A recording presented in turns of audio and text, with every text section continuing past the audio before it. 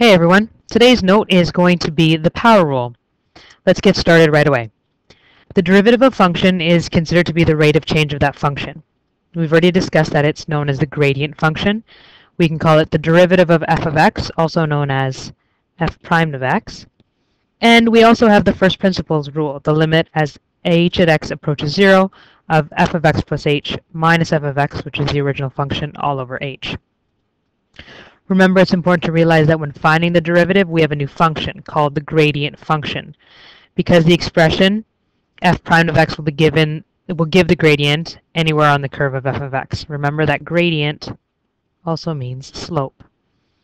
If I sub in a number into the gradient function, that gives us the slope at that value. Recall that the rate of change of a curve at a point gives the measure of the slope of the curve at that point.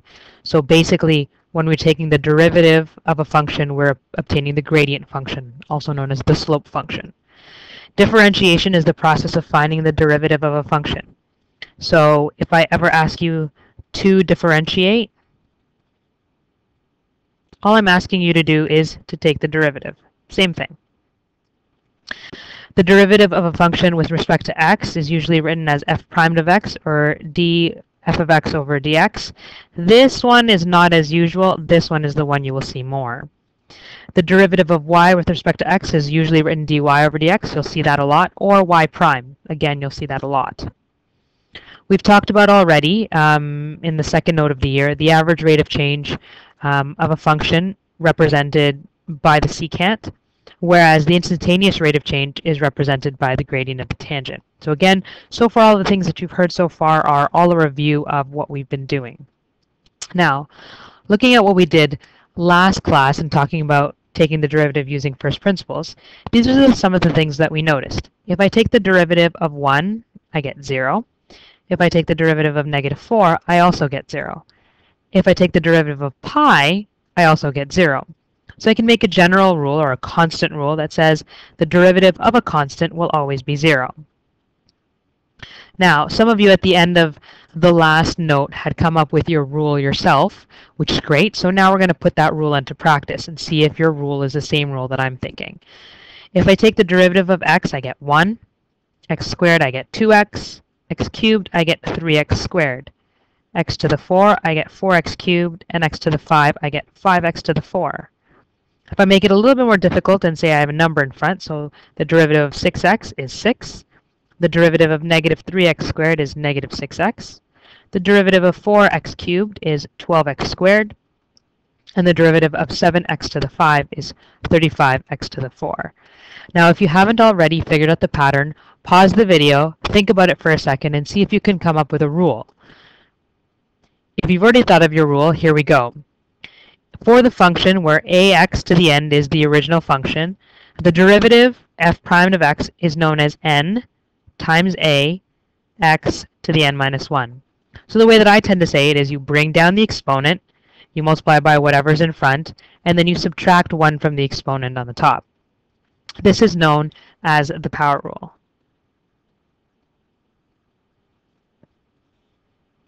This is an important rule to know. Let's try some examples. So again, pause the video at any point in time. If you'd like to try a few first and then check your answers, that's great.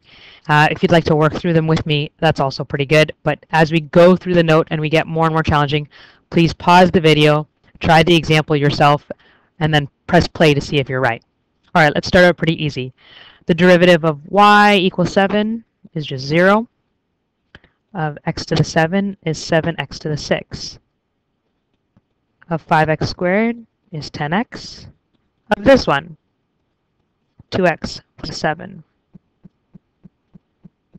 F prime of x here is -6x squared minus 14x.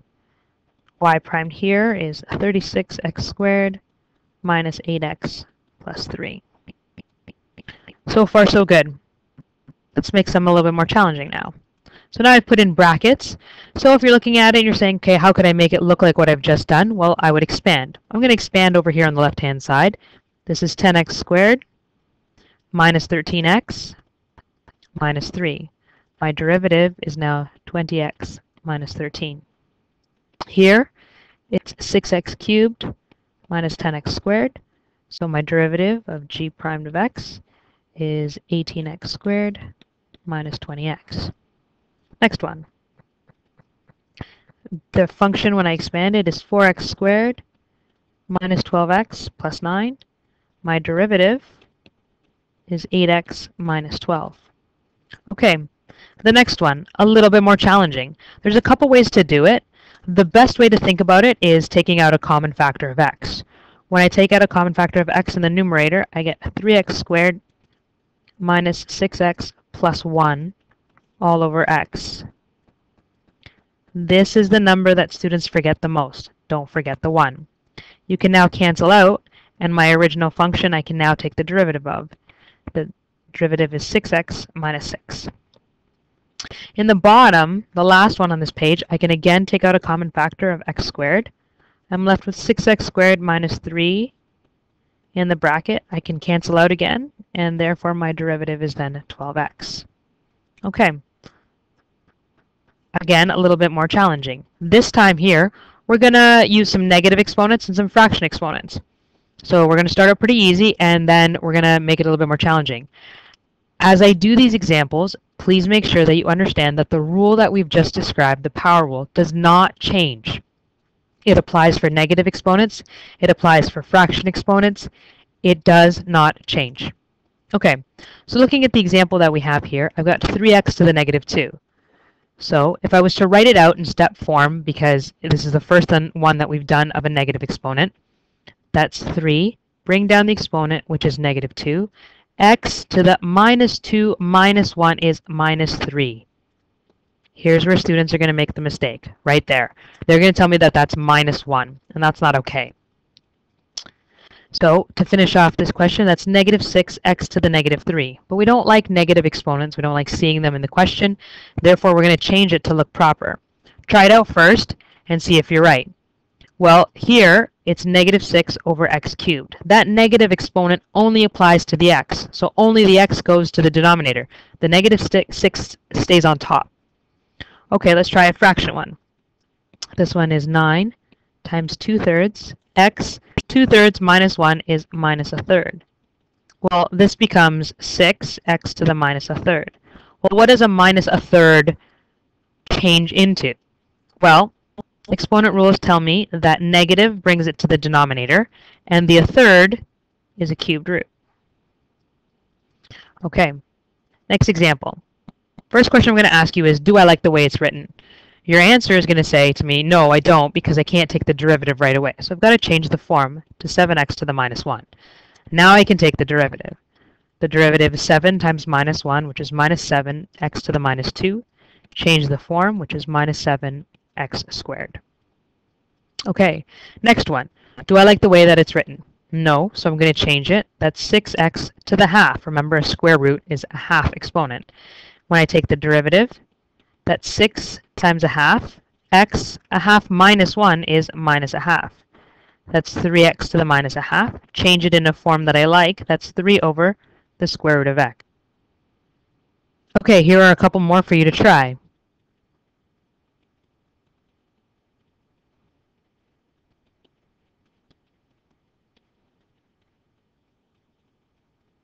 A common thing for here students to do is to use decimals. Please don't use decimals. Fractions are great. We like them. We want to use them. So the answer here is 3 over 2, x to the minus 3 over 2. Change that into a form that I like. That's 3 all over 2, and this is the square root of x cubed. This 3 here is this 3 here. This 2 here is this 2 here.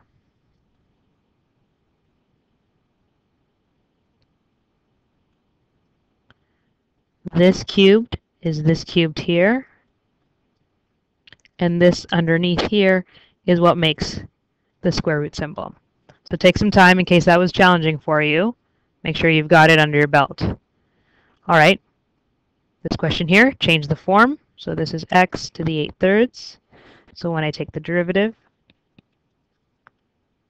that's 8 over 3, x to the 5 over 3. Change the form.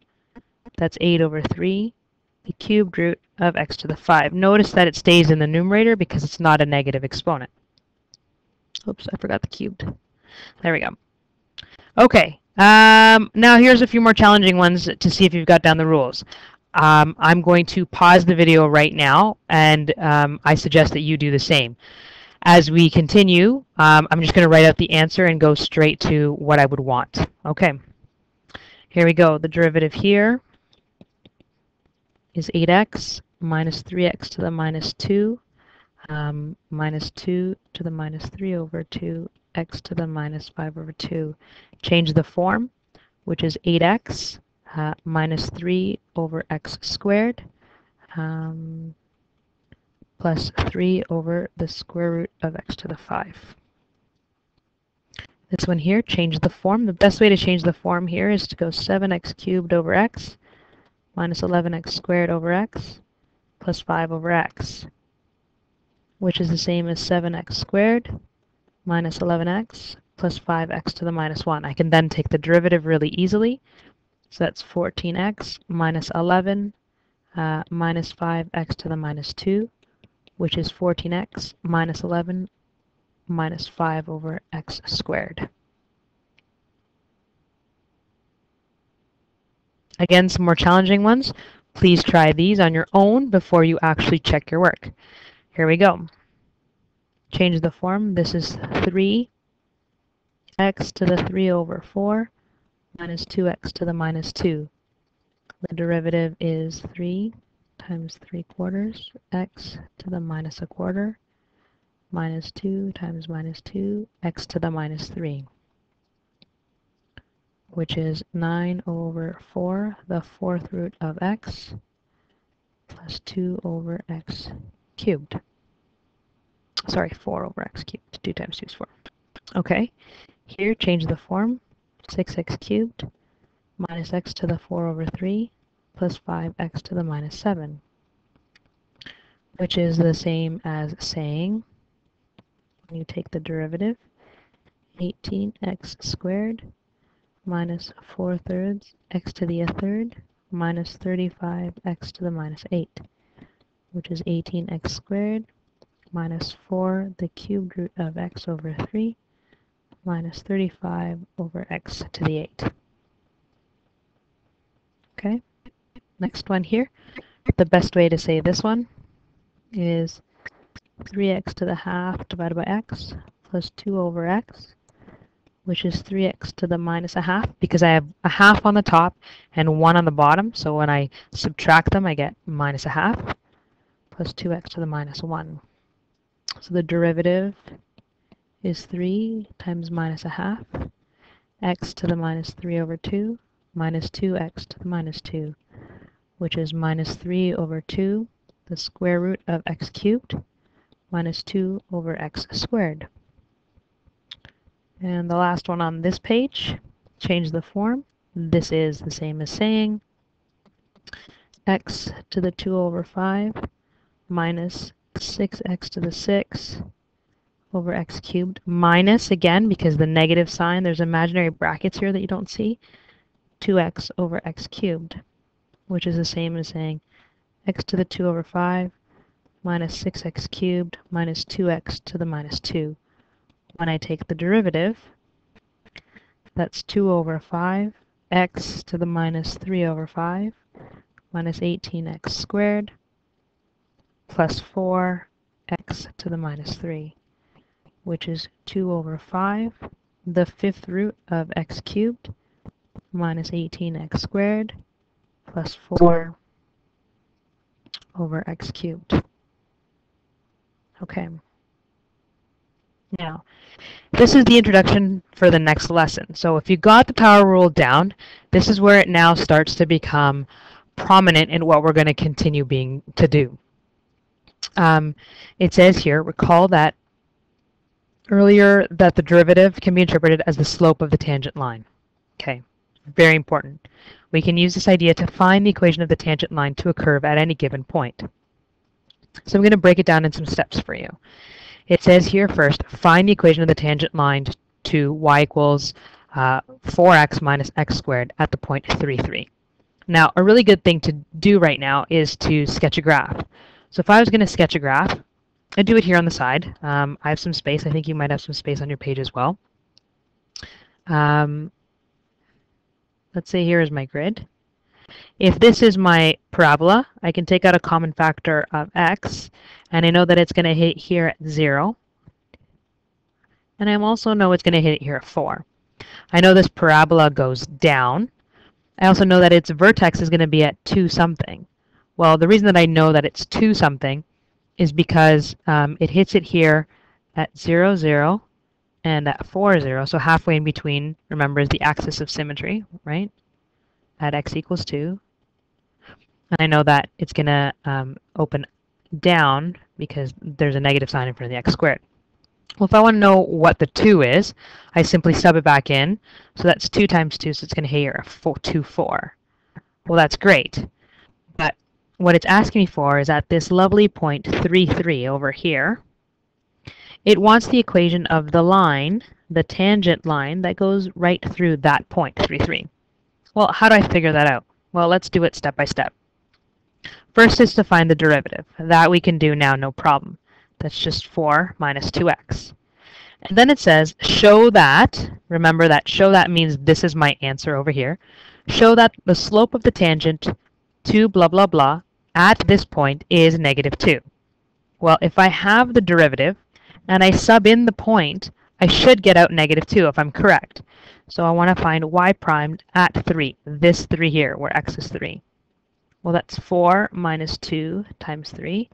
Which is 4 minus 6, which is minus 2. Hey, I'm right. I showed that. There's my answer. And then it says, find the equation of the tangent line at this curve at the point 3, 3. Well, I have the slope. The slope is negative 2. I just found that in the last part. And I have a point, which means I can then find the equation of the tangent line. Now remember, you're in grade 12 now, so I don't care which way you do it. I'm going to do it both ways right now, but as of this point forward, I won't. Method 1 is to use y equals mx plus b form. So I know y is 3, I know m is negative 2, I know x is 3, and I'm going to find b. So b turns out to be 9, and I need to make sure that I go to the last step, which is minus 2x plus 9. So there's my equation. That's one way to do it. The other way to do it is the way that I'll commonly do, just because it's my preferred choice. So method 2 is to cross multiply. So that's negative 2 over 1 is equal to y minus 3 over x minus 3. Cross multiply. And you get minus 2x plus 6 is equal to y minus 3. And again, you get y is equal to minus 2x plus 9. You get the same answer. It doesn't matter which way you do it. I don't care which way you do it, as long as that you can. Okay, last example for the day. Again, it's step by step, so let's try it out here. It says find the equation of the tangent line to the function at the point x equals negative 2. Step 1, find the derivative. So f prime of x is 9x squared minus 7. There's my derivative. Find the gradient at the point. So I want to find f prime when x is equal to negative 2. So I want to find f prime at negative 2. That's 9 times negative 2 squared minus 7. It's 9 times 4 minus 7. It's 36 minus 7, which is 29. I don't have a point this time. This time I only gave you the x part of it, so I need you to go find the point. Well, how do you find the y coordinate if you have the x coordinate? Well, you plug it into the function. So basically I want to find f at negative 2. Well, that's 3 negative 2 cubed minus 7 times negative 2. Which is 3 times negative 8 plus 14. Negative 24 plus 14 is negative 10. So just to make yourself clear, the point is negative 2 and negative 10. And the last part is to find the equation. Well, in order to find the equation, I need a slope. I have that. It's right there. And I need a point, which again I have. So everybody go and find the equation of this line. So that's 29 over 1 and y plus 10 over x plus 2, which is 29x plus 58 is equal to y plus 10. Rearrange, y is equal to 29x plus 48. There's my final equation. So this should lead you into the next note. Please make sure that you tackle the homework. Oh, wait, there's one more question. Sorry about that. One more question. We'll give it a try right now, and then you can tackle the homework.